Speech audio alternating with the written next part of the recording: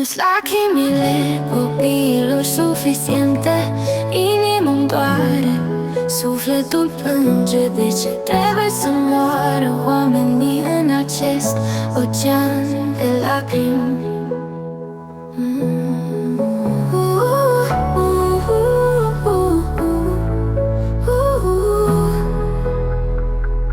Am învățat oare vreodată sau rătăcim mereu prin ceață?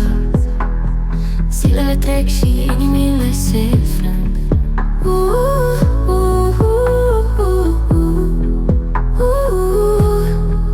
Nu-s lacrimile copiilor suficiente, sufletul îmi plânge în nopțile reci. Inima mi strigă de durere.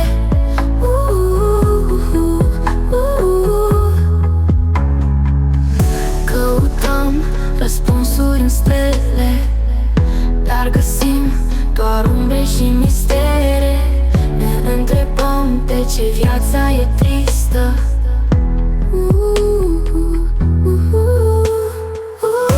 Am uitat cum să iubim în acest ocean de chin. Inimile bat în gol.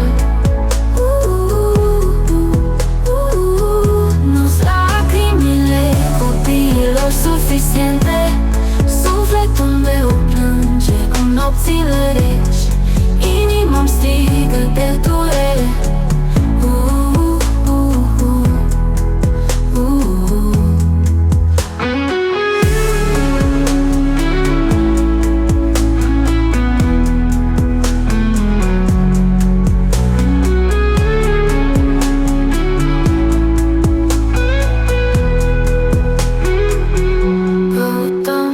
Răspunsuri în stele, dar găsim doar umbre și mistere.